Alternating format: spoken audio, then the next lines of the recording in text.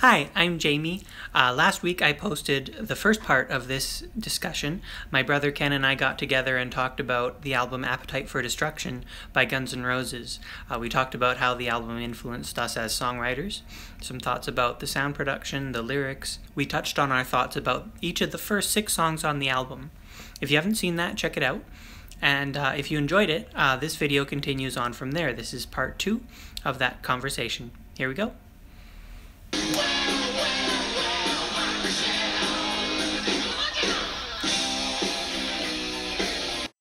Okay, so the thing we were discussing about My Michelle is about how the verses are really gritty and in your face. They're not subtle at all. They're telling a story, a really frank story about a woman who's on drugs, and I think she's a prostitute, and her parents were not helpful. This is all the imagery they definitely want you to go home with. Like what's Guns N' Roses about? They definitely want you to go home talking about prostitutes and heroin and dying. Yeah. And then you get to the chorus, and it's like, well, well, well, you never can tell. Yeah. Well, well, well, My Michelle. And the riffage is great, yeah. So like the verse riffage is like a great sleazy riff. And the choruses are really major key and poppy. And it works. And it's a really abrupt switch from major to minor and minor to major. Yeah. And it's like a totally different song. And they don't sing it as like low-key as I just did, of course. But but it works, and I think it's great. It's like 2 totally different songs. If you only listen to the verses, you get a totally different impression of the song than if you only listen to the chorus. But you go away humming the chorus. Yeah. I would definitely write it more subtly than that. I wouldn't outright say, your daddy works in porno. Yeah, but these are all just images she used to love her they heroin. want you to go away with. But now she's underground, so you stayed out late at night and you do your coke for free. Yeah. Like, I wouldn't say that. Like, if I was writing a song for a drug addict, I would probably use a lot of metaphor and just sort of skirt around the issue. But they're these are the pictures we want you to take home. Yeah. Gotta give props to my bass players. Yeah. So, I'm Jerry Steve. We just ended Paradise City like on a high note. That's the first side. Close the first side. Razzle dazzle. Intermission. Second act. It goes like a dark place. Mm-hmm. It's like graveyard music. I was joking, you could almost hear the crow in the background going, caw caw. And then Duff is kind of like doing this cool, spooky melody. And this is like the underratedness of Duff, because he does all these great little bass flourishes that don't stand out on purpose, but totally hold the song up. And he's playing a whole melody, doing a whole melody in the intro of the song. Guitar, that guitar riff is just so sleazy. Dun, dun, dun, brown, brown, brown, down. So it's a little bit chromatic, and you got the slash distortion on there. And it's just, I mean, if you're picturing somebody in fishnet tights just strutting in the raunchiest way, I right now can't think of a raunchier riff for that person to strut to in a bad area of Hollywood. Like, that riff is just... Yeah. But the other early hard rock riffs, it's just like kind of vamping on one chord. Yeah.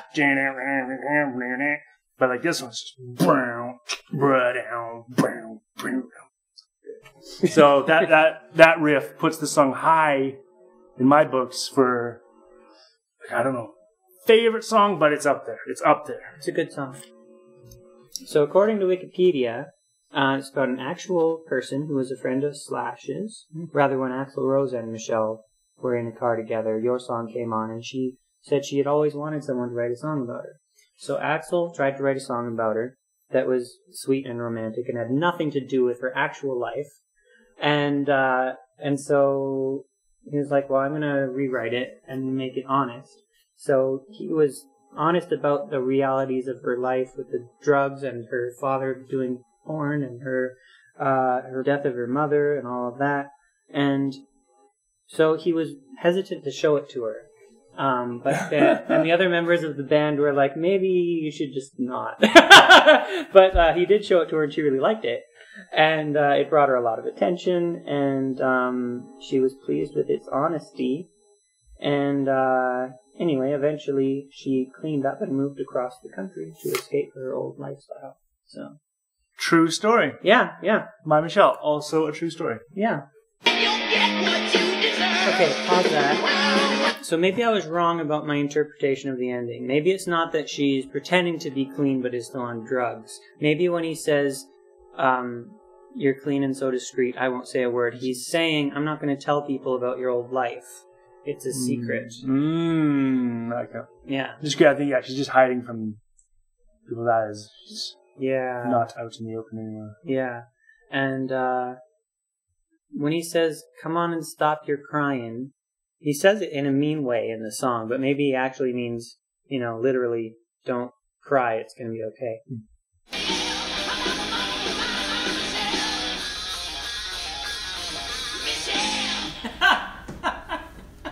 Jazz hands.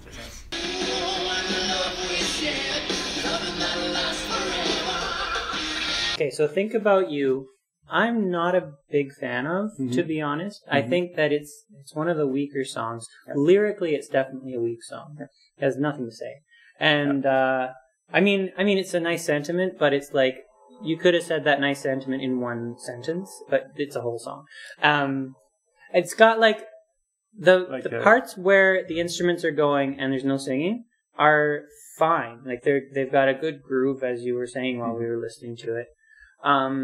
But then the lyrics come in, and it's like, it's an okay jam. It's rhythmic, and it's got all their usual parts and stuff. I feel like the harmony over the verses is not the right harmony. I don't think it does what they intend it to do. It's literally just the same interval up, and as the melody changes, the harmony changes the same amount.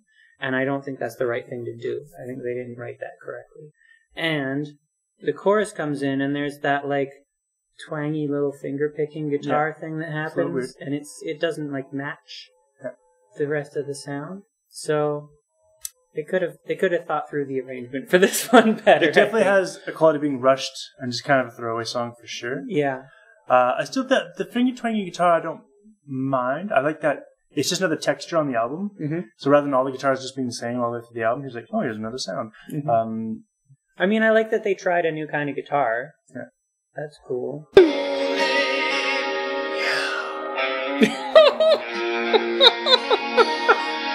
Okay, say that thing again about if this was a Bon Jovi song. Yeah, so there's if this was a Bon Jovi song, it would be a hit. Mm-hmm. It would have a video. It's a pretty standard Bon Jovi song. Yeah. Yeah. And this is a throwaway Guns N' Roses song. It might be among the worst songs on the record, and is still a pretty good song. Yeah, it's not. It could be. It lightens the record in its defense. Devil's Advocate, there's not much to pick apart, but it's just a rock song. Yeah. It's upbeat. There's Steven Adler reprises the cowbell. Yay, there are hand claps.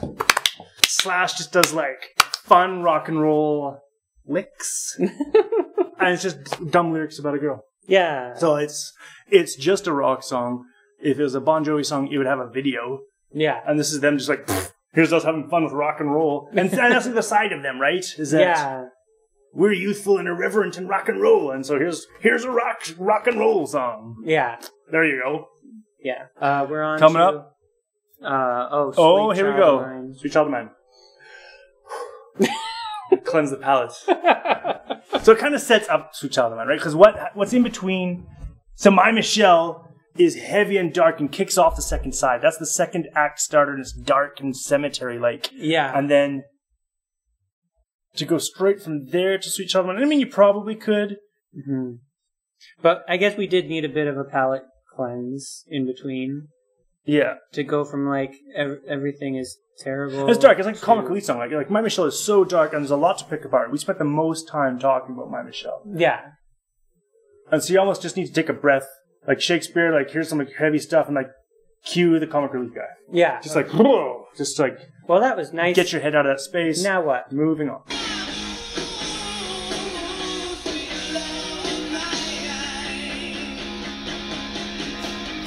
Okay, so I feel like Sweet Child of Mine is a way better Think About You.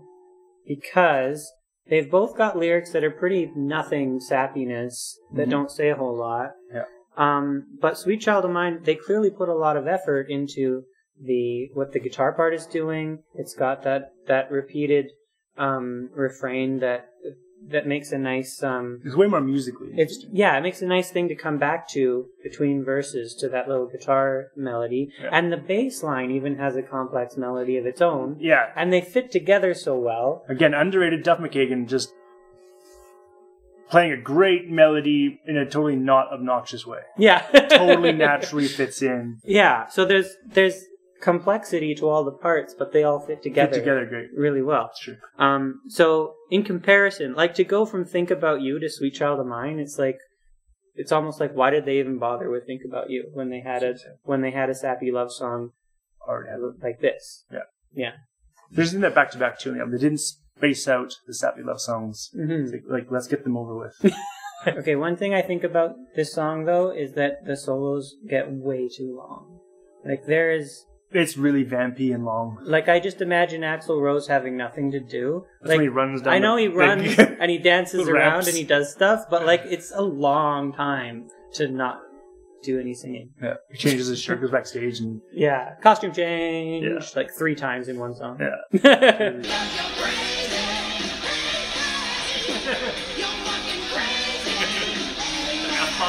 So I have a theory about You're Crazy, that it's someone else singing to Axl. Mm-hmm. Particularly because of the bit that says, "Say boy, where you coming from?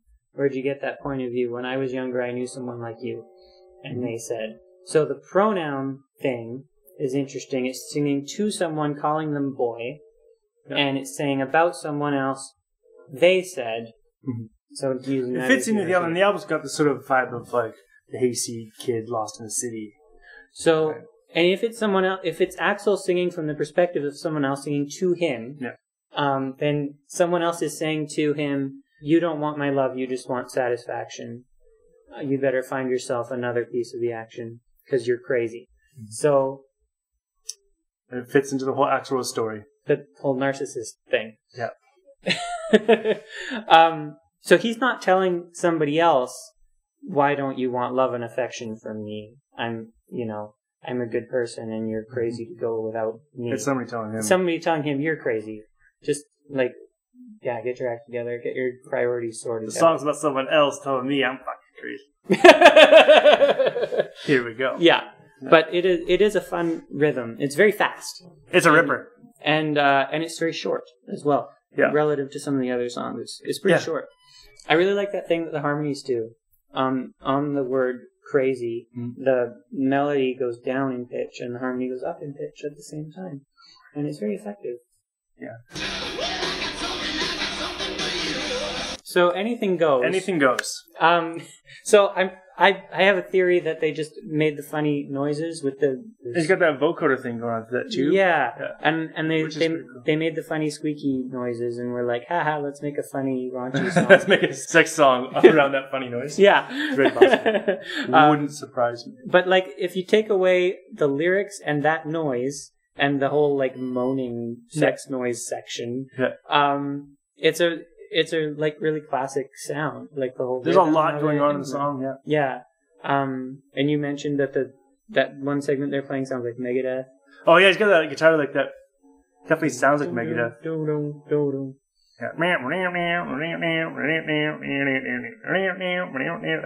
Yeah. That could be a Megadeth song. It could be, yeah. So this is another song that's completely unsubtle. Because the very first line of the song is, "I've been thinking about sex." Mm-hmm. And like just not beating around the bush. Hey everybody, I'm going to sing about sex right now. And like, I wonder if this could have gone anywhere else on the album. Because if it's too early, before at this point people have sat through most of the album, and they're convinced at this point, okay, this is a good hard rock band with some serious songs. I'm into it, yeah. And then we get to almost the end of the album, and we get to this ridiculous song about like, sex. It's a party song. Yeah.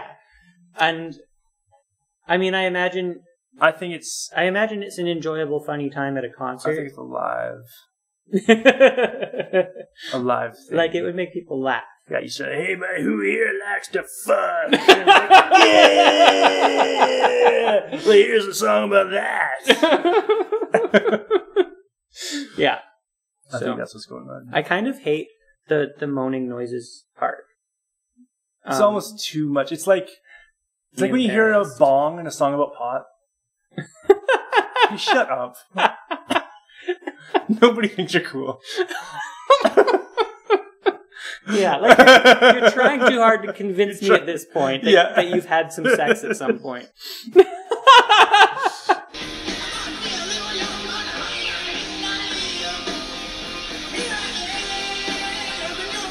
Okay, last song, Rocket Queen. There's a few things going on here. I start off by saying I think it works as a good bookend to Welcome to the Jungle starting it, and then I think when we listen to Welcome to the Jungle, we talked about like the whole sonic range that was happening, and I think this is also closing the album with a similar sonic range, lows to highs, and it's also a serious song, because on the second side we had a dark song, 2 sappy songs, 2 fun rockers, and now he just wants to go out on just like a mid-tempo, solid sonically and just like a serious closing point. Well, I'm not sure, because lyrically, it's kind of maintaining the whole raunchy theme from Anything Goes. It's like, I can turn on anyone like I've turned on you. Sure. There's still badassery going on. Yeah. But they're not hamming it up anymore. No, it's not a funny subject now. We're taking it back. Like, don't walk away and think I'm a clown. I have one last thing to say. Yeah. And it's this. Okay. And it's that weird phase on the vocal and that. Yeah, I'm not sure about that effect. Also, at the beginning, it starts with this whole atmospheric, creepy minor key. Which I really like. I think it's really nice. Long, wavy notes. But this is another which is like great, like they just take time to stretch out, set up a nice atmospheric tone. Mm-hmm.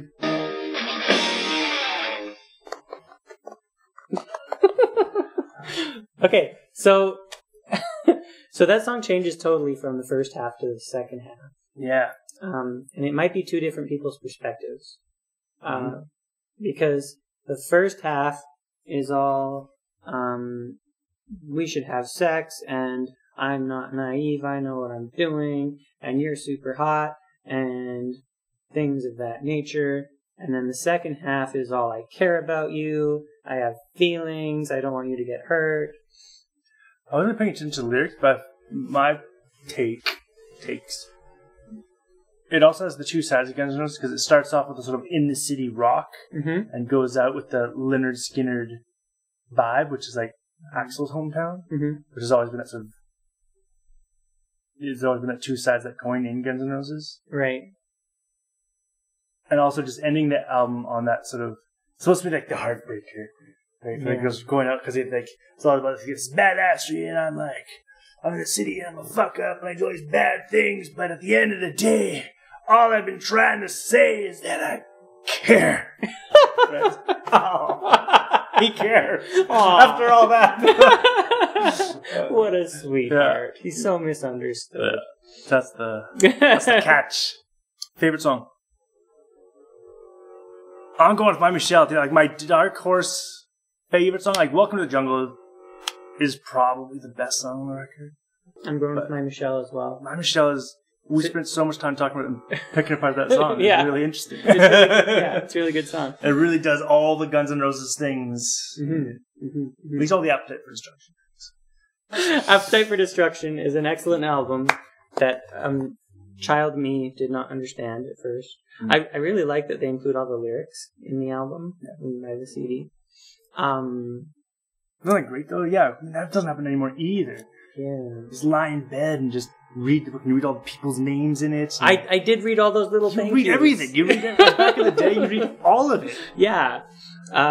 Great album with a lot of memories and a big influence on me. Yeah. And so structured and detailed. Like every little kick and chime. There's always it's chopped up into a little place and who's going to do what in every little second. So detail oriented. Yeah. Great work. Bravo. Thank you for coming over and talking about Guns N' Roses with me for like hours. Thank you. There's still way more Guns N' Roses albums. Yeah, and I've been trying to put out a new video every Tuesday. Have you? Yes. And so far, since mid-January, I've been successful. Nice.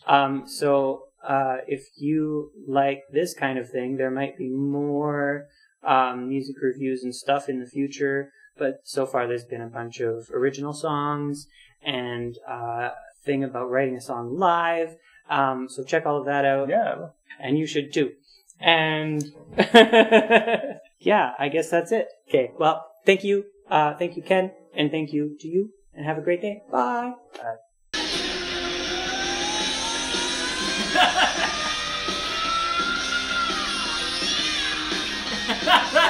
It's got another. Oh, yeah.